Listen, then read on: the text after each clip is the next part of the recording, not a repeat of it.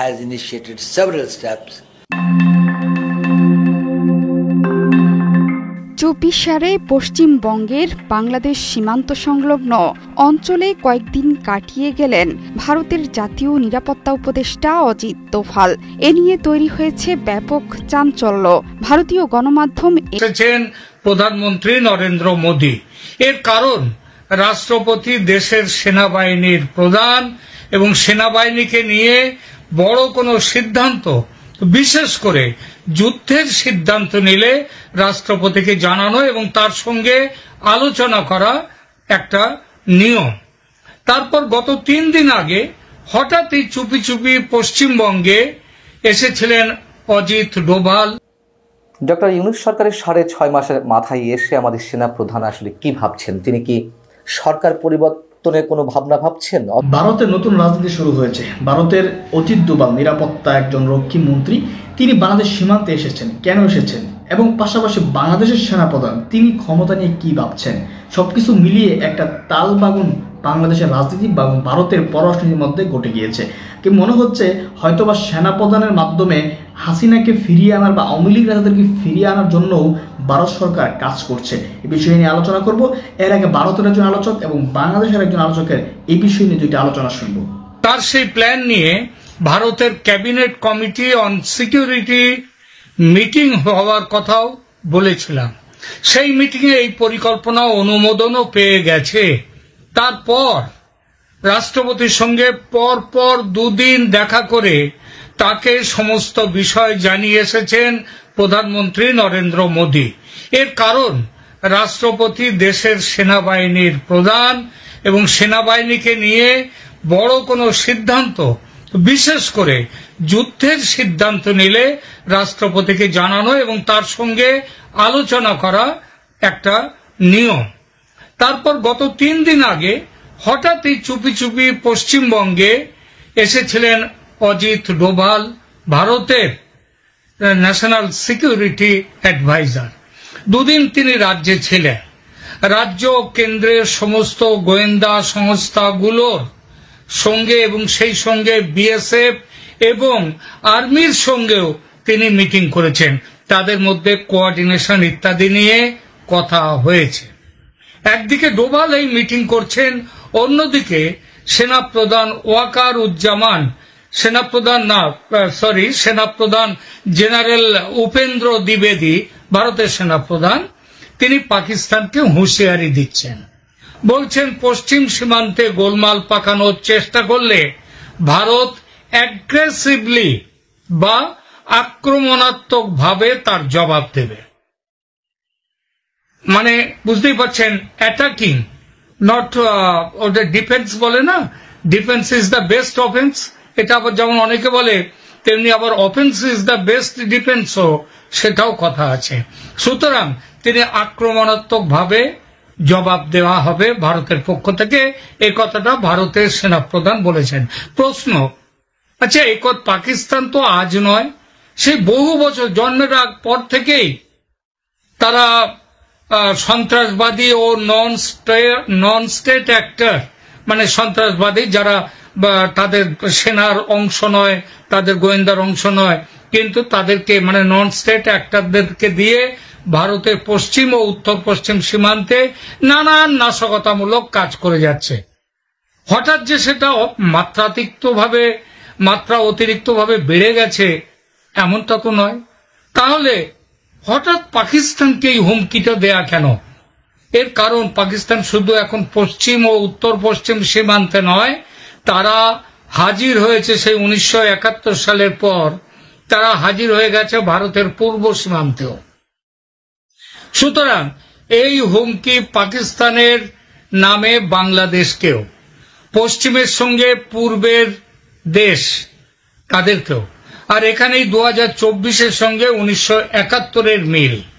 আর এটা মাথায় রাখলে বুঝতে অসুবিধা হয় না অজিত ডোভালের পরিকল্পনায় কি থাকতে পারে এবং কিভাবে কবে নাগাদ সেই পরিকল্পনা বাস্তবায়িত হতে পারে। আমরা সেই বিষয়টা একটু দেখি। এখন ভারতের সেনাপ্রধান বলেছেন আমরা অ্যাগ্রেসিভলি সমস্যার সমাধানে নামতে পারি। 1971 ভারতের ভূমিকা যে অ্যাগ্রেসিভ ছিল তা কিন্তু নয়। 7 মাস ধরে মুক্তিযোদ্ধারা নিজেরাই লড়াই করেছিল, ভারত কিন্তু লড়াইয়ের ময়দানে ছিল না। ভারত সাহায্য করেছিল বটে, ভারতের কথায় ইসরায়েলও সাহায্য দিয়েছিল মুক্তিযুদ্ধের সেনাদের। ইসরায়েল সাহায্য দিয়েছিল, কিন্তু ভারত সব সাহায্য করলেও ভারত কিন্তু নিজেরা নামেনি লড়াইতে। সেই নামাটা হয়েছিল March, April, May, June, July, August, September, October, November, 7 মাস পেরিয়ে ডিসেম্বরের 3 তারিখে। তাও কখন নেমেছিল ভারত? আক্রান্ত হওয়ার পর। প্রথম বিমান হানা পাকিস্তান করেছিল শিয়ালকোটে, তারপর আরো 7 জায়গায়, সর্বমোট 8 জায়গায় পাকিস্তান বিমান বাহিনী আক্রমণ চালিয়েছিল 1971, এবং তারপর ভারত নেমেছিল যুদ্ধে, প্রত্যক্ষ যুদ্ধে। এবার সেনাপ্রধান কিন্তু বলছেন, মানে সেবার ছিল ভারতের রিয়াকশন, এবার হচ্ছে মানে ডিফেন্সিভ রিয়াকশন বলা যায় সেটাকে, সেইভাবে নেমেছিল ভারত যুদ্ধে, প্রথমে পশ্চিম সীমান্তে। এবার সেনাপ্রধান বলেছেন অ্যাগ্রেসিভলি ডিল করবেন। এর সহজ অর্থ, পাকিস্তান সেনা ভারতে আক্রমণ করলে তারপর যে প্রতি আক্রমণে নামবে ভারত, এমনটা নয়। ভারত নিজেই বলছে, ভারত নিজে থেকেই আক্রমণে নামতে পারে এবার। এর কারণ 1971 পাকিস্তানের অর্থনীতি যেখানে ছিল আর তার চেয়ে অনেক খারাপ জায়গায়, আর ভারতের অর্থনীতি এবং ভারতের বিশ্ব রাজনীতি সেদিন যেখানে ছিল আজ তার চেয়ে অনেক ওপরে। সুতরাং যুদ্ধ বাঁধাবার পরিস্থিতিতে পাকিস্তান এখন নেই, কিন্তু ভারত সে কথা বলতে পারে পরিস্থিতি বুঝে। তার উপর পাকিস্তানের সঙ্গে তালিবানের লড়াই, বালুচদের সঙ্গে পাকিস্তানের সঙ্গে আফগানিস্তানের তালেবানের সঙ্গে পাকিস্তান যে লড়াই শুরু করেছে, বালুচিস্তানের বালুচদের সঙ্গে বালুচ লিবারেশন আর্মির সাথে যেভাবে পাকিস্তান যুদ্ধে জড়িয়ে পড়েছে, তাতে পাকিস্তানের এখন হাল খারাপ। এই অবস্থায় তারা নির্ভর করে আসছে নন স্টেট অ্যাক্টরদের ওপর। নন স্টেট অ্যাক্টর কারা? ওই যে ইসলামিক ফান্ডামেন্টালিস্ট, ইসলামিক টেররিস্ট, ওই যে জিহাদের নাম করে ঝাঁপিয়ে পড়া, যুদ্ধে নিয়ে আসা, তারাই। বাংলাদেশেও এটাই তাদের পরিকল্পনা। বাংলাদেশের সেনাবাহিনীর চেয়ে তাদের বেশি, মানে পাকিস্তানের বেশি ভরসার জায়গা, যেটা 1971 অতটা ছিল না, সেটা এবার তাদের এই ভরসার জায়গা তাদের দুটো। একটা হলো বাংলাদেশের রাজাকার, জামাত, হেফাজতে, এই যে ইসলামী সন্ত্রাসবাদীরা, ইসলামী দলগুলো, এবং 2 হচ্ছে রাখাইন প্রদেশ থেকে, মানে মিয়ানমার থেকে চলে আসা যে 12 লক্ষের মতো রোহিঙ্গা সেখানে রয়েছে, তারা। তাদের জন্যও কিন্তু বেশ কিছু অস্ত্র এসে গেছে বাংলাদেশে, পাকিস্তান পাঠিয়েছে। আইএসআই ট্রেনিং চালাচ্ছে, এজন্য পাকিস্তান থেকে যে ট্রেনাররা তারা কিন্তু এসে গেছে বাংলাদেশে। সুতরাং 71-এর সঙ্গে এবারের পরিস্থিতির আরো একটা বড় গুণগত ফারাক আছে। সেবার পূর্ব পাকিস্তান থেকে বিপুল সংখ্যক মানুষ ভারতে চলে আসেন, হিন্দু মুসলিম নির্বিশেষে, হিন্দুদের সংখ্যা যদিও বেশি ছিল। তাদের মধ্যে থেকে মুক্তি বাহিনী তৈরি হয়। তাদের সংখ্যাটা কিন্তু কম ছিল না, 1,80,000 ছিল তাদের মানে মুক্তি বাহিনীর সংখ্যা। এটা মেনে নেওয়া হয়েছে মোটামুটি ভাবে, সারা বিশ্বের যারা সমরবিদ তারাও মনে করেছেন। মার্চ থেকে ডিসেম্বরের গোড়া পর্যন্ত এই মুক্তি বাহিনী কিন্তু লড়াই চালিয়েছিল সেবার। ভারত লড়াইতে নামে আগেই বলেছি ডিসেম্বরের 3 তারিখে 71-এর। এবার শুরু থেকে ভারত কড়া পাহারার ব্যবস্থা রেখেছিল সীমান্তে, ফলত শরণার্থী আগমন এবার অনেকটাই কম মানে প্রায় কিছুই নেই, সামান্য কিছু এসছে। এমনকি আগে যেভাবে বাংলাদেশ থেকে যারা অবৈধভাবে ভারতে যে মানুষ যত পরিমাণে আসতো, সেই সংখ্যাও বিপুলভাবে কমে গেছে। ফলে বিক্ষিপ্তভাবে চলে আসা কিছু মানুষদের নিয়ে এবারেও মুক্তি বাহিনী তৈরি হয়েছে ভারতে। তবে 71-এর তুলনায় সংখ্যাটি আদৌ উল্লেখ করার মতো নয়। আরো একটি বিষয়, 71-এ পাকিস্তানের 93,000 সেনা বাংলাদেশে ছিল, তাদের সঙ্গে রাজাকার ছিল 35,000, দুয়ে মিলে 1,28,000। সংখ্যাগত বিচারে মুক্তিযোদ্ধাদের সেবারের সংখ্যার প্রায় সমান ছিল এই সংখ্যাটা। এবার পাকিস্তানের সেনা বাংলাদেশে যৎ সামান্য, কিন্তু দেশের ভেতরে রাজাকার ও তাদের সহযোগীদের সংখ্যা এবার অনেক বেশি। সুতরাং ভারতকে নিজেই উদ্যোগ নিয়ে মুক্তিবাহিনীর পথ চেয়ে কিংবা বাংলাদেশ থেকে যারা বাংলাদেশের এই বর্তমান অন্তর্বর্তী সরকারের বিরুদ্ধে, অথবা স্পষ্টভাবে বলতে গেলে আওয়ামী লীগ, তার সহযোগী সংগঠনগুলো এবং বাংলাদেশের স্বাধীনতা মুক্তিযুদ্ধের ঐতিহ্যে যাদের বিশ্বাস, তাদের সংখ্যা এবার ভারত যদি ওখানে তাদেরকে এগিয়ে দিয়ে দিতে হয় লড়াইতে, সেই সংখ্যাটা খুবই কম। সুতরাং ভারতকে নিজেই এবার উদ্যোগ নিয়ে পশ্চিম সীমান্তে ব্যস্ত রাখতে হবে পাকিস্তানকে, এবং একই সঙ্গে পূর্ব সীমান্তে বাংলাদেশও যা করার করতে হবে ভারতকে। 1971-এর মতো মুক্তি বাহিনীর উপরে এবার নির্ভর করা যাবে না, সে পরিস্থিতি নেই। এখানেই আসছে ভারতের অ্যাগ্রেসিভ হওয়ার পরিকল্পনা। কিন্তু এটা অজিত ডোভালের 3 নম্বর অ্যাকশন প্ল্যান, লড়াইতে নামা। এটা তো 3 নম্বর অ্যাকশন প্ল্যান। তার আগে আরো 2টো পর্যায় আছে, আগেও বলেছি তার কথা, এবারও বলি। প্রথম অ্যাকশন প্ল্যান হলো মোহাম্মদ ইউনূসকে বিদায়ের ব্যবস্থা করা। তার জন্য এটা হচ্ছে প্ল্যান। তার জন্য কি অ্যাকশন, সেই অ্যাকশন অনেক কিছু আছে, তাকে বলে দেয়া হয়ে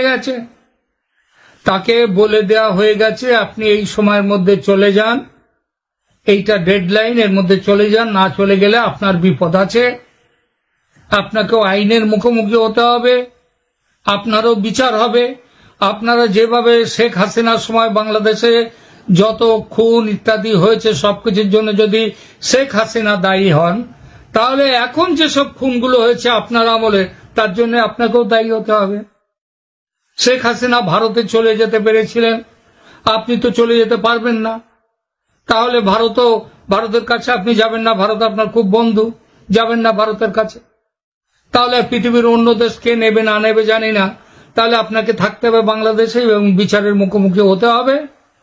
সেই জন্য অজিত ডোভালের প্ল্যান মাফিক ইউনূসকে সময় দেওয়া হয়েছে মার্চের 1st উইক পর্যন্ত, প্রথম সপ্তাহ পর্যন্ত। এর মধ্যে সিদ্ধান্ত নিন, গোছগাছ করে নিন, বিদায় হন। এই বিদায় হতে গেলে আপনাকে স্বেচ্ছায় রাষ্ট্রপতির কাছে যান, পদত্যাগ পত্র দিয়ে বিদায় নিলে ভালো, নইলে আসবে সেকেন্ড প্ল্যান। সেই সেকেন্ড প্ল্যানটা কি হলো? সেটা হলো যে আপনি পদত্যাগ পত্র দিয়ে বিদায় হলে ভালো, নইলে আসলে নামবেন সেনাপ্রধান ওয়াকারুজ্জামান। ভারতের পরিকল্পনায় এই অজিত ডোভালের অ্যাকশন প্ল্যানে তিনি রাজি হয়েছেন এক শর্তে, সেটা হলো তার বিরুদ্ধে শেখ হাসিনা কোনো ব্যবস্থা নেবেন না। এইটা তাকে তিনি শর্ত দিয়েছেন। ভারত সেটা শেখ হাসিনার সাথে কথা বলে সে শর্তের ব্যবস্থা করে দিয়েছে যে হ্যাঁ, মানা হবে। ওয়াকারুজ্জামান আপনারা খেয়াল করেছেন বেশ কিছুদিন ধরে তিনি কিন্তু উল্টো পথে হাঁটছেন। ইউনূসের সঙ্গে দূরত্ব অনেকটাই বেড়ে গেছে তার। আবার অন্যদিকে প্রেসিডেন্ট শাহাবুদ্দিনের সঙ্গে তার যোগাযোগও বেড়েছে। ব্যাপার স্যাপার দেখে সেনাবাহিনীতে ওয়াকারুজ্জামানের বিরোধী হিসেবে পরিচিত ছিলেন যারা, বিশেষ করে ফয়জুর রহমান অ্যান্ড কোম্পানি, তারা কিন্তু হয়তো খেয়াল করেছেন তারা একটু পিছিয়ে গেছেন। কিছুদিন আগে পর্যন্ত বাংলাদেশ সেনাবাহিনীর মধ্যে যে গোষ্ঠীবাজি চলতো, এটা পাকিস্তান গোষ্ঠী, ফয়জুরের গোষ্ঠী, এটা ভারত আওয়ামী লীগের পন্থী গোষ্ঠী ইত্যাদি ইত্যাদি যে ছিল, সেসব খবর নিয়মিত বেরিয়ে আসতো বাইরে, ছাউনির বাইরে। সেটা এখন আর আসছে না। এর একটাই কারণ, সব গোষ্ঠী বুঝেছে দেশের ভবিষ্যৎ এখন ইউনূসের হাতে নয়, পাকিস্তানের হাতে নয়, চীনের হাতে নয়, বাংলাদেশের ভবিষ্যৎ এখন ভারতের হাতে, মোদির হাতে। সুতরাং এরপরেও যদি সেনার তরফে কেউ যদি উঠতে গেলে তার ডানা ছাঁটা হয়ে যাবে। তো যেটা বলছিলাম, ফার্স্ট স্টেপ ইউনূসের স্বেচ্ছা বিদায়, তাকে অফার দেওয়া হয়েছে পদত্যাগ করে দেশ ছাড়ার।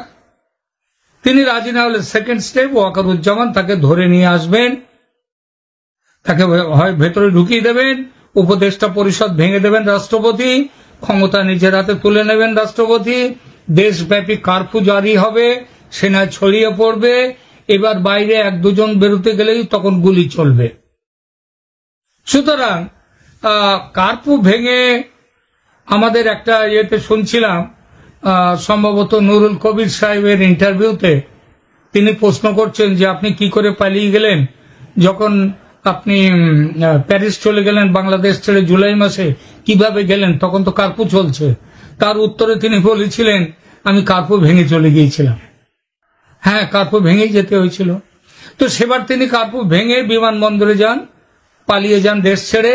এবার সে সুযোগ পাবেন না, তাদের সেনা কাস্টডিতে নেওয়া হবে।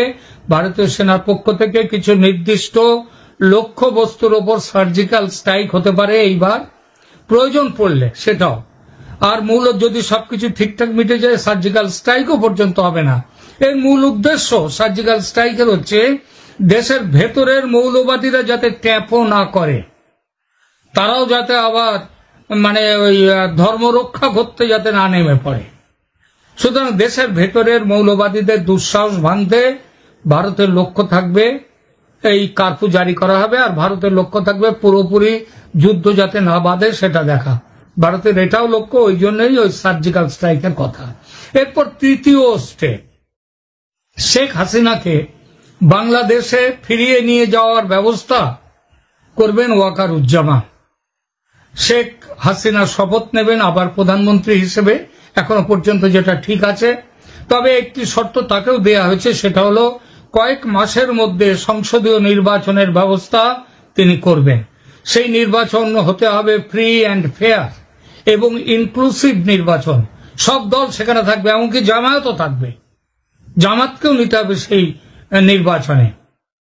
তো জামাত, বিএনপি এরা সবাই সেই অংশ নেবে সেই নির্বাচনে। এবং আগেই বলেছি এই নির্বাচনকে ফ্রি অ্যান্ড ফেয়ার হতে হবে। এই নির্বাচন যাতে ফ্রি অ্যান্ড ফেয়ার হয় তার জন্য মজুদ থাকবে রাষ্ট্রসংঘের বিশেষ বাহিনী। এমন হতে পারে রাষ্ট্রসংঘ সেই বাহিনীর ব্যবস্থা করবার জন্য ভারতকেই আমন্ত্রণ দিতে পারে, তোমার সৈন্য পাঠাও, তোমরা দেখো, রাষ্ট্রসংঘের পর্যবেক্ষক থাকবে। এই তো ভালো, তারা নজর রাখবে এই পর্যবেক্ষকরা নির্বাচনী বিধি ব্যবস্থা সব ঠিক মতো পালিত হচ্ছে কিনা তার উপর। এই প্রসঙ্গে আরেকটি বিষয় পরিষ্কার হয়েছে। অনেকেই বলছিলেন যে হিন্দুদের সুরক্ষার জন্য বাংলাদেশকে 2 টুকরো করতে হবে, কিংবা করবে হয়তো ভারত সরকার। কিন্তু জানা গেছে অত্যন্ত বিশ্বস্ত সূত্র থেকে যে বাংলাদেশকে 2 টুকরো করবার কোনো প্ল্যান, সেই প্ল্যান ভারতের নেই। আগে যারা বলছিল হিন্দুদের জন্য রংপুর ও চট্টগ্রামে 2টো স্বশাসিত প্রদেশ গঠন করতে কিংবা এই দুটোকে আলাদা করে নিতে, তারা সেটা জেনে রাখুন সেটা হবে না। কারণ বাংলাদেশকে খণ্ডিত করে দুর্বল করার চিন্তা অতীতে যেমন ছিল না ভারতের, তেমনি ভবিষ্যতেও থাকবে না। ভারত চায় হিন্দুরাও সুরক্ষিত থাকুক বাংলাদেশে এবং আইনের শাসন সেটাও বজায় থাকুক বাংলাদেশে। বাংলাদেশ হিন্দুদের সুরক্ষা দিক, এইটাই কেবল চায়। সারা দেশে, বাংলাদেশে সমস্ত গ্রামে গঞ্জে সর্বত্র হিন্দুরা সেখানে বসবাস করে। কোন জায়গা কেটে নিয়ে বাংলাদেশ থেকে হিন্দুদের জন্য আলাদা রাষ্ট্র করা হবে? এটা সম্ভব নয়, এটা কোনো হিসাবে এটা বাস্তবসম্মত নয়। সুতরাং ভারত পরিষ্কারভাবে সিদ্ধান্ত নিয়েছে, ভারতের সরকার, যে বাংলাদেশকে কোন রকম ভাবে টুকরো করা হবে না। তাকে অক্ষত রেখে বলা হবে হিন্দুদেরকে তাদের সুরক্ষার ব্যবস্থা করতে, আইনের শাসন বজায় রাখতে।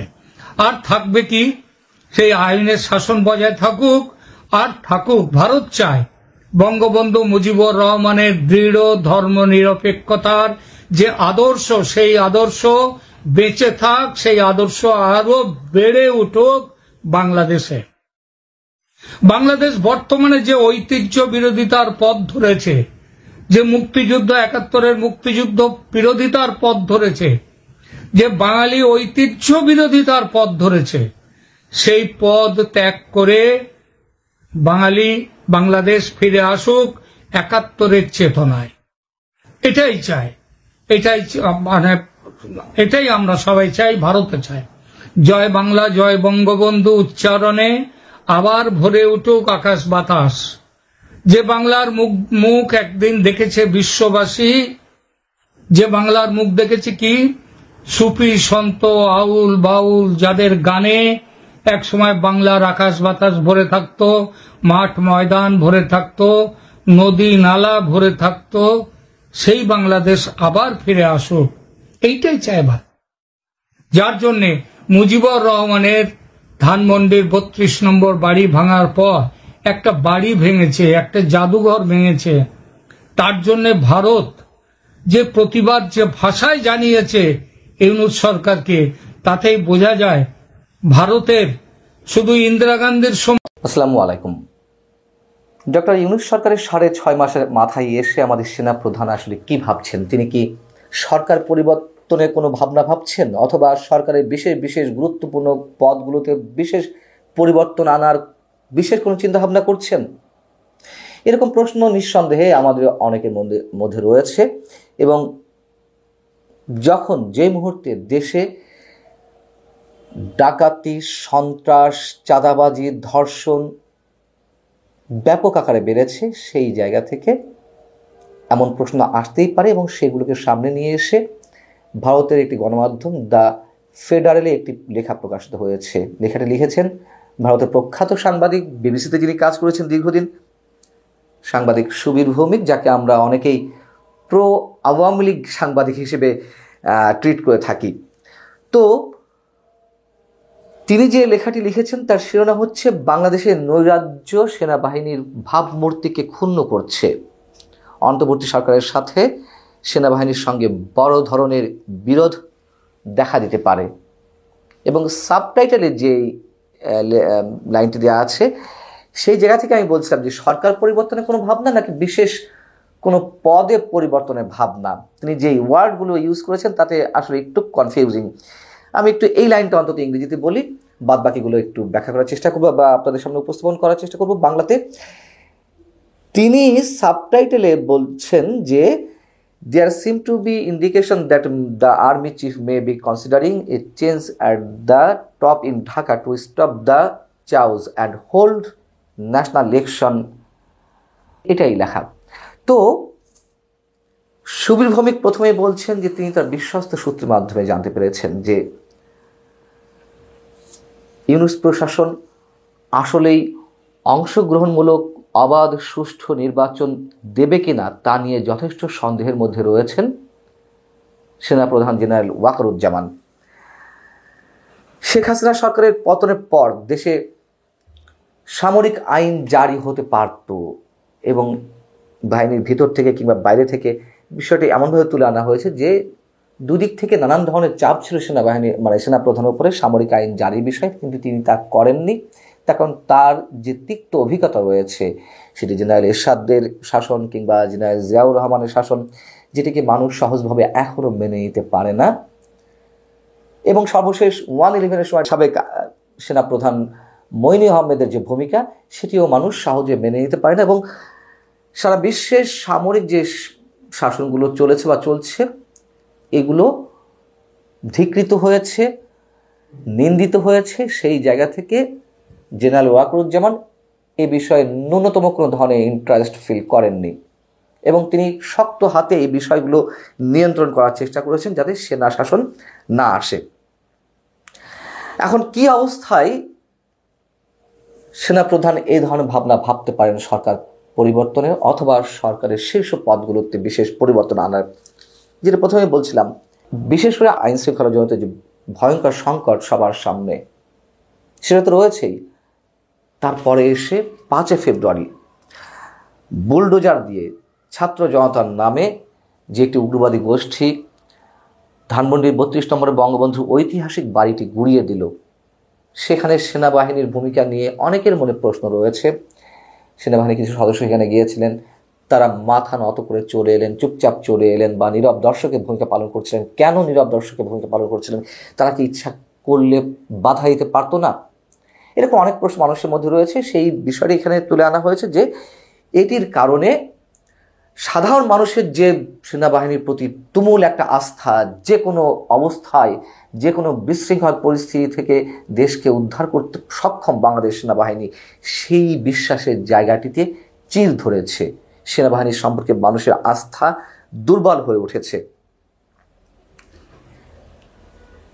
এবং জাতিসংঘের বিষয়ে কেউ কেউ প্রশ্ন তুলেছেন বা প্রশ্ন তুলছেন, যেখানে নিজের দেশের এই ধরনের অরাজকতা সেনাবাহিনী প্রতিরোধ করতে পারে না, সেখানে জাতিসংঘের শান্তিরক্ষী মিশনে আমাদের সেনা সদস্যরা কতটা শান্তি রক্ষা করতে পারেন, এই প্রশ্ন অনেকে মনে উঠেছে। সেই জায়গাটি এনে এখানে বলা হচ্ছে যে জেনারেল ওয়াকারুজ্জামান শুধু যে প্রতিশ্রুতি দিয়েছিলেন শেখ হাসিনা সরকার পতনের পরে 5 আগস্ট তিনি তার উপরে আস্থা রাখতে বলেছিলেন এবং তিনি যত দ্রুত সম্ভব দেশকে একটা গণতান্ত্রিক অবস্থায় ফিরিয়ে দিতে অঙ্গীকারাবদ্ধ হয়েছিলেন, মানুষের কাছে তিনি কমিটেড ছিলেন, সেটি তিনি পুনরুদ্ধার করতে চান। এবং তিনি যখন বুঝতে পেরেছেন, এই লেখাটিতে বলা হচ্ছে যে ডক্টর মোহাম্মদ ইউনূস আসলে খুব দ্রুত নির্বাচন দিতে চান না, তিনি সংস্কারের নামে দীর্ঘ সময় নিতে চান, এটি তাকে অস্বস্তির মধ্যে ফেলেছে। এই অস্বস্তির জায়গা থেকে গত সেপ্টেম্বরে তিনি যখন যুক্তরাষ্ট্রে অবস্থান করছিলেন, আন্তর্জাতিক গণমাধ্যম রয়টার্সকে তিনি বলেছিলেন যে 2025-এর ডিসেম্বরের মধ্যে নির্বাচন হতে পারে। সুবীর ভৌমিক এখানে বলছেন যে হয়তো সেই অস্বস্তি থেকে তিনি এই কথাগুলো বলেছিলেন। এখন যে একটি গুমোট পরিস্থিতি, একটা গুমোট অবস্থা সারা দেশে বিরাজ করছে, সেই জায়গা থেকে নাকি জেনারেল ওয়াকারুজ্জামান শীর্ষ সামরিক কর্মকর্তার সঙ্গে তিনি পরামর্শ করছেন, আলোচনা করছেন, গোয়েন্দা সংস্থার নেতৃত্বে যারা রয়েছেন তাদের সঙ্গে কথাবার্তা বলছেন যে এই অবস্থা থেকে বেরিয়ে আসার পথ কি হতে পারে, পথ খুঁজে বের করতে তিনি আহ্বান জানিয়েছেন তাদের প্রতি। এবং এই অবস্থায় এসে যখন নতুন একটি দল আসছে, যেটিকে আমরা কিংস পার্টি হিসেবে উল্লেখ করছি, ডক্টর মোহাম্মদ ইউনূসের তত্ত্বাবধানে, তিনি সরাসরি এই কথা বলেছেন, তিনি উৎসাহ দিয়েছেন ছাত্রদেরকে নতুন নতুন দল করতে, বা সরকারি উপদেষ্টা পরিষদে যারা রয়েছেন তাদের সরাসরি তত্ত্বাবধানে যে একটি নতুন দল আসছে, সেই দল চাইছে আত্মপ্রকাশের আগেই ছাত্র প্রতিনিধিরা বলছেন যে স্থানীয় সরকার নির্বাচন আগে দিতে হবে। এবং যদি এরকম কিছু হয়, তার জন্য জেনারেল ওয়াকারুজ্জামান নাকি প্রস্তুতি নিচ্ছেন যে স্থানীয় সরকার নির্বাচনের দাবি যদি তুমুল আকারে ওঠে এই গোষ্ঠীর পক্ষ থেকে, ছাত্র সমন্বয় কিংবা নতুন দলের পক্ষ থেকে, সেক্ষেত্রে জেনারেল ওয়াকারুজ্জামান সংসদ নির্বাচনের জন্য, জাতীয় সংসদ নির্বাচনের জন্য তিনি চাপ প্রয়োগ করবেন সরকারের উপরে, এবং যাতে দ্রুত একটি রোডম্যাপ বেরিয়ে আসে নির্বাচনের, সেই জন্য তিনি চেষ্টা করবেন। আরেকটি বিষয় এখানে আনা হয়েছে যে বেশ গুঞ্জন ছড়িয়ে পড়েছে যে শেখ হাসিনা ফিরবেন, শেখ হাসিনা ফিরতে পারেন, অথবা ফিরলে কবে ফিরবেন। শেখ হাসিনা তিনি নিজেই তো একাধিক তার বিভিন্ন অডিওতে বলেছেন, অডিও মানে ফোন আলাপে বলেছেন, যেগুলো ছড়িয়ে দেওয়া হয়েছে বা ফাঁস হয়েছে, যে তিনি যে কোনো সময় ফিরে আসতে পারেন। কিভাবে ফিরে আসবেন? এইখানে সুবীর ভৌমিক যেটি বলছেন যে সেই রিস্কটি সম্ভবত জেনারেল ওয়াকার নেবেন না। তখন তিনি ফিরে এলে বা তাকে ফিরিয়ে আনা হলে, অন্তর্বর্তী সরকারও মুখে বলছে যে তাকে ফিরিয়ে এনে বিচারের মুখোমুখি করা হবে, কিন্তু এরকম কোনো কিছুতে তিনি তেমন কোনো উদ্যোগ নেবেন না, কারণ সেই সময় দেশে আরও একটু অরাজক পরিস্থিতি তৈরি হতে পারে। তো সেই ধরনের ঝুঁকি তিনি নেবেন না, এটি বিশ্বস্ত সূত্রে তিনি জানতে পেরেছেন, অথবা তার ফোরকাস্টিং।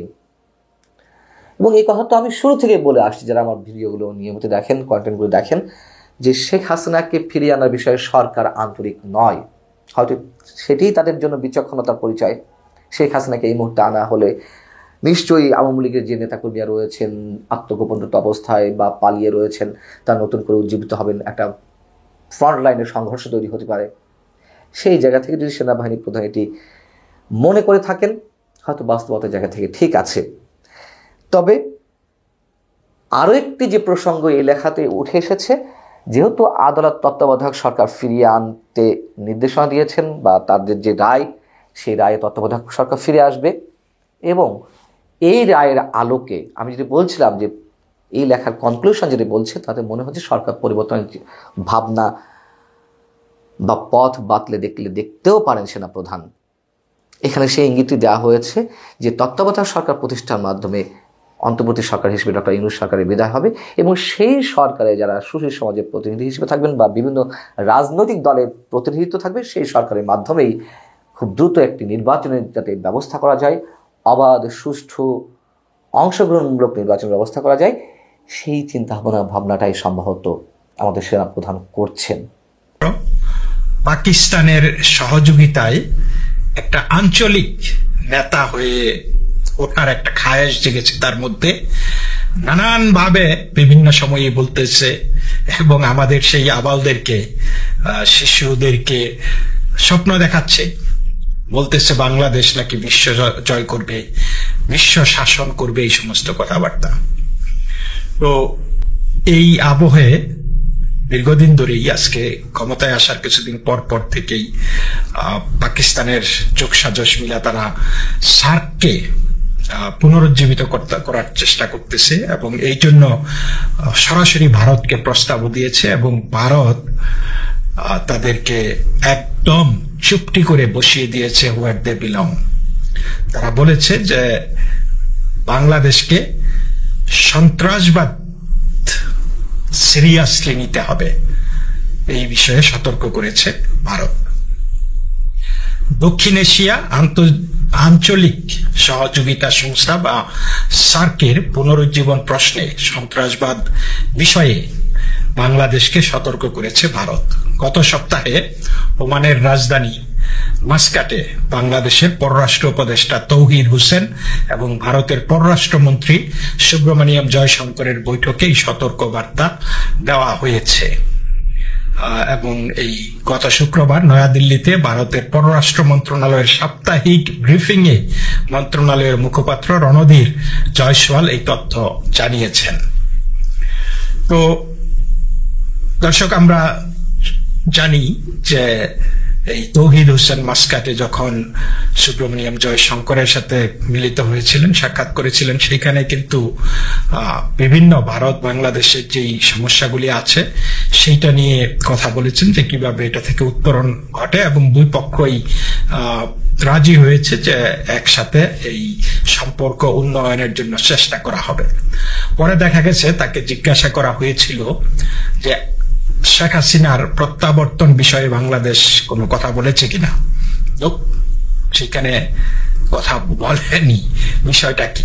কারণ তারা বুঝে গেছে যে শেখ হাসিনাকে ভারতের কাছ থেকে ফেরত আনা এত সহজ না বা পারবে না, কারণ এখানে অনেকগুলি রিঙ্কল আছে এবং ভারতের সাথে বাংলাদেশের প্রত্যাবর্তন চুক্তি থাকলেও রাজনৈতিক উদ্দেশ্য প্রণোদিত মামলায় আপনি কাউকে ভারত ফেরত দিতে বাধ্য নয়। তাছাড়া জাতিসংঘ স্পষ্টভাবে তাদের যে রিপোর্ট এসেছে সেইখানে লিখেছে যে এক একটা মামলায় 200-300 আসামি, তার মধ্যে 80% দেখা যায় যে আওয়ামী লীগ। সুতরাং এই মামলাগুলি যে সঠিক মামলা নয় এবং এগুলি যে উদ্দেশ্য প্রণোদিত, এই ব্যাপারে কোনো সন্দেহ নাই। সুতরাং এইখানে আরো সিলমোহর দিয়ে দিয়েছে এবং বিভিন্ন আন্তর্জাতিক মানবাধিকার সংস্থাও সেইভাবেই বক্তব্য দিয়েছে বাংলাদেশের এই যে যেইভাবে গণহারে মামলা চলতেছে এই প্রেক্ষাপটে। সুতরাং এই বাংলাদেশ সরকার বুঝে গেছে যে শেখ হাসিনাকে ভারত থেকে ফিরিয়ে আনা সম্ভব নয় এবং সেই জিনিসটা তারা চেপে গিয়েছিল। এবং এই যে এইটাও তারা কিন্তু চেপে গিয়েছিল যে ভারত বাংলাদেশকে সন্ত্রাসবাদ প্রশ্নে যে সতর্ক করেছে এই জিনিসটাও কিন্তু তারা চেপে গেছে, তারা বলেনি। ব্রিফিং এ এক সাংবাদিকের প্রশ্নের জবাবে জয়সওয়াল বলেন, মাস্কাটে ওই বৈঠকে বাংলাদেশের পররাষ্ট্র উপদেষ্টা সার্ক পুনরুজ্জীবনের এক প্রসঙ্গটি তুলেছিলেন। দক্ষিণ এশিয়ার সবাই জানে কোন দেশ ও তার কি ধরনের কর্মকাণ্ড সার্ককে কোণঠাসা করে রেখেছে, কারণ সার্ক হইছে সাউথ এশিয়ান রিজিওনাল কোঅপারেশন, তাই না, সামিট। তো এই যে রিজিওনাল কোঅপারেশন, যে আঞ্চলিক সহযোগিতা, একটা জঙ্গি আপনার প্রতিবেশী যদি এই অঞ্চলে জঙ্গিপনা করে তাহলে সেটাকে আঞ্চলিক সহযোগিতা কি করে বলে? আর তাছাড়া জঙ্গিরা যদি আক্রমণ করে এবং সেই জঙ্গিদেরকে যদি আশ্রয় দেন, আপনি যেই দেশে জঙ্গি কার্যক্রম সাধিত হয়েছে সেই দেশ যখন আপনার কাছে সাহায্য চাইবে যে তাদেরকে আমার হাতে তুলে দাও, তখন আপনি যখন এটা দিতে অপারগতা প্রকাশ করেন বা দেন না তখন, এবং তাদেরকে নিরাপদে আশ্রয় দেন, তাহলে কি বোঝা যায় যে এখানে কোনো আঞ্চলিক সহযোগিতা নাই, বরং আঞ্চলিক বৈরিতা আছে। সুতরাং সার্কের যেই উদ্দেশ্য ছিল সেটা অলরেডি বলুণ্ঠিত, এই জন্য ভারত সেই সার্ক থেকে মোটামুটি নিবৃত রয়েছে, সার্ক ফিনিশড। তো এইটাই তারা বলেছে, দক্ষিণ এশিয়ার সবাই জানে কোন দেশ ও তার কি ধরনের কর্মকাণ্ড সার্ককে কোণঠাসা করে রেখেছে।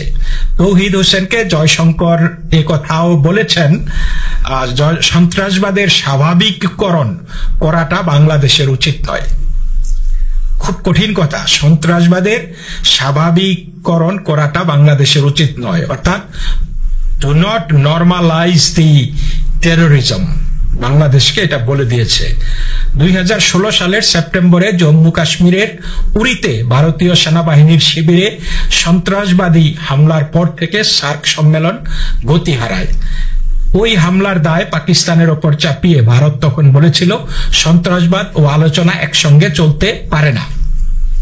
তো শুক্রবারের ব্রিফিং এ বাংলাদেশের কোন কোন উপদেষ্টার কিছু কিছু মন্তব্য নিয়েও প্রশ্ন করা হয়। জবাবে রণধীর জয়সওয়াল বলেন, ভারত এসব মন্তব্য নজরে রেখেছে। ওই ধরনের মন্তব্য বাংলাদেশের সঙ্গে কাজকর্মে তার প্রভাব প্রতিক্রিয়ার বিষয়েও ভারতের গোচরে রয়েছে। জয়সওয়াল বলেন, এ ধরনের মন্তব্য অবশ্যই সহায়ক নয়, এর প্রতিক্রিয়া কি তা তাদেরই ভেবে দেখা দরকার। তো আপনারা জানেন যে আজকের এই কিছু কিছু আবাল আছে, সমন্বয়ক বা উপদেষ্টা তারা আছে, তারা বলছে সেই নেপাল তো হিমালয় থেকে বঙ্গোপসাগর, হিমালয় থেকে বঙ্গোপসাগর নাকি তাদের ভূমি, এবং সেইখানে 7 সিস্টার্সকে বিশেষভাবে উল্লেখ করা হয়। তো এই বিষয়গুলা তারা মানে মই কি হনুরে হয়ে গেছে, তারা হয়তো ওই মানে মাপটা, মানে জলের পরিমাপটা তারা এখনো অনুধাবন করতে পারে না। মানে তাদের যে লুঙ্গি খুলে গেছে, তাদের যে কাপড় খুলে গেছে সেটা কিন্তু তারা দেখে না। তাদের চারিদিকে যেইভাবে অরাজকতা অনাচার হচ্ছে সেইটার দিকে তাদের ভ্রুক্ষেপ নাই। তারা হিমালয় থেকে সুন্দরবন, বঙ্গোপসাগর সেটা দখলে তারা মানে সেই খোয়াব দেখতেছে আর কি। নয়াদিল্লিতে বাংলাদেশ ও ভারতের সীমান্ত রক্ষী বাহিনী বিজিবি ও বিএসএফ এর মহাপরিচালকদের বৈঠক সদ্য শেষ হয়েছে। গত বৃহস্পতিবার যৌথ সংবাদ সম্মেলনে বিজিবি মহাপরিচালক এক প্রশ্নের জবাবে বলেছিলেন, বাংলাদেশে 5ই আগস্টের পালাবদলের পর সংখ্যালঘু নির্যাতনের অভিযোগগুলি অতিরঞ্জিত মিডিয়ার সৃষ্টি। সেই পুরানো কথা। ব্রিফিং এ বিষয়ে প্রতিক্রিয়া জানতে চাওয়া হলে জয়সওয়াল বলেন, গত কয়েক মাসে বাংলাদেশে সংখ্যালঘুদের উপর কি হয়েছে সে বিষয়ে সবাই অবগত। সংখ্যালঘুদের নিরাপত্তা নিয়ে ভারতের উদ্বেগ বারবার প্রকাশ করা হয়েছে। তিনি বলেন, সম্প্রতি ওয়াশিংটনে যুক্তরাষ্ট্রের প্রেসিডেন্ট ডোনাল্ড ট্রাম্পের সঙ্গে বৈঠকেও ভারতের প্রধানমন্ত্রী নরেন্দ্র মোদী এই প্রসঙ্গ উত্থাপন করেন। যুক্তরাষ্ট্রকেও এ বিষয়ে ভারতের উদ্বেগের কথা জানানো হয়েছে। কিন্তু এদিকে আমরা কি দেখছি, এই যে তারা বলতেছে এগুলো অতিরঞ্জিত, তারপরে এই যে সন্ত্রাসবাদের ওয়ার্নিং দেওয়ার পরেও কিন্তু সন্ত্রাসবাদ কি থেমেছে বাংলাদেশে? বরং সন্ত্রাসীরা এখন এই মুহূর্তে বাংলাদেশ চালাচ্ছে। আপনারা দেখেন যে ক্ষমতায় এসেই এই যে জেল ভেঙ্গে 700 জঙ্গিকে তারা ছিনিয়ে নিয়েছে, এবং এই জঙ্গিগুলি এখনো অধরা, এখনো ঘুরে বেড়াচ্ছে। হাজার হাজার অস্ত্র গোলা বারুদ লুট করেছে, গুলি লুট করেছে, সেগুলি কোথায় আছে? সেগুলি ব্যবহার করা হবে সন্ত্রাসী কাজে, এবং সেটা হচ্ছেও। আপনি দেখেন বাংলাদেশের আনাচে কানাচে সন্ত্রাসবাদ ছড়িয়ে পড়েছে। তারপরে সন্ত্রাসীদেরকে শুধু এই জেল থেকে পালিয়েছে সেইটাই না, তারা কিন্তু এই শীর্ষ সন্ত্রাসীদেরকে নিজেরাও ছেড়ে দিয়েছে। তারপরে এই যে 10 ট্রাক মামলা, 10 ট্রাক অস্ত্র মামলার আসামিদেরকে, ফাঁসির আসামিদেরকে বেকসুর খালাস দিয়ে দিয়েছে। 21শে আগস্টের গ্রেনেড হামলার আসামিদেরকে বেকসুর খালাস দিয়ে দিয়েছে, যে এইগুলি যেন ঘটে নাই। ভাবতে পারেন আপনারা যে এই বিষয়গুলি ঘটে নাই, গ্রেনেড হামলা হয় নাই, 10 ট্রাক অস্ত্র বাংলাদেশে চোরা কারবারি হয় নাই, এখন এই ফাঁসি আসামিরা এগুলি তো জঙ্গি। সুতরাং এই জঙ্গিদেরকে আশকারা দিয়ে, জঙ্গিদেরকে জেল থেকে মুক্তি দিয়ে, জঙ্গিদেরকে সুরক্ষা দিয়ে, জঙ্গিদেরকে পুনর্বাসন করে বাংলাদেশ কি সাধু রাষ্ট্রে পরিণত হবে? বাংলাদেশ জঙ্গি রাষ্ট্রেই পরিণত হবে। এইটাই তো দেখাচ্ছে জঙ্গিদের গডফাদার মোহাম্মদ ইউনূস, তাই না? এটাই কিন্তু দেখাচ্ছে। তো বাংলাদেশ সন্ত্রাসবাদকে আশকারা দিচ্ছে, সেটা দিতেই পারে। ভারত যে কিছু করতে পারবে না সেটা না, ভারত হয়তো সূর্যের পরিচয় দিচ্ছে, বা তাদের বিভিন্ন চ্যানেলে যা করার সেটা করতেছে। আমরা দেখেছি যে বাংলাদেশ সরকারের তরফেও নানান নমনীয়তা প্রকাশ হচ্ছে, কিন্তু জঙ্গিদের ক্ষেত্রে তাদের সেই ছাড়টা তারা দিয়েই যাচ্ছে, বরং জঙ্গিপনাকে উদ্বুদ্ধ করতেছে। অর্থাৎ এক মুখে দুই কথা, একবার বলে এইটা, আরেক করে একটা, বলে আরেকটা। তো এখন যেই মানসিকতা চলছে তাতে সন্ত্রাসবাদ বাংলাদেশে মাথাচাড়া দিতে বাধ্য, দিতেই পারে এবং দিচ্ছে। বাংলাদেশ কি করবে সেটা বাংলাদেশের সম্পূর্ণ নিজস্ব ব্যাপার, কিন্তু এর প্রভাব ভারতে কি ফেলবে, কি প্রভাব হবে ভারতে, সেইটাও ভারত ওয়াকিবহাল। এবং ভারত, দর্শক আপনারা শুনেছেন, শুনে বুঝতে পেরেছেন তাদের কথা একটা, তারা অনেকটা এগিয়ে গিয়েছে, ভারতীয় জ্বর বাংলাদেশের উপর আসতেছে। কিন্তু বিগত দিনগুলোতে আমরা দেখতেছি ভারতের কি জ্বর আসতেছে। পাশাপাশি আলোচনা করেছেন পান্না সাহেব সেনাপ্রধানের অবস্থান নিয়ে। তো সেনাপ্রধান যদি রাষ্ট্রের বিরুদ্ধে বা জনগণের বিরুদ্ধে কোনো কাজ করতেন, আমার মনে হয় 5 আগস্টই করতেন। কিন্তু সামনে এমন পরিস্থিতি নাই যে সেনাপ্রধান জনগণের বিরুদ্ধে কি কোনো কাজ করবেন। আমরাও সেটা চাই না। তিনি চান, সকলেই চায় একটা সুষ্ঠু নির্বাচন। সুষ্ঠু নির্বাচনের মাধ্যমে যারা ক্ষমতায় আসবে তারাই দেশ চালাবে, এটাই স্বাভাবিক। তারপরেও ভারতের একটা আগ্রাসনী, ভারতের একটা মনোভাব সবসময় থাকবে সেনাপ্রধানকে দিয়ে কিছু একটা করানোর জন্য। প্রিয় দর্শক, আলোচনা শুনে আপনার ব্যক্তিগত মতামত অবশ্যই কমেন্ট বক্সে কমেন্ট করবেন।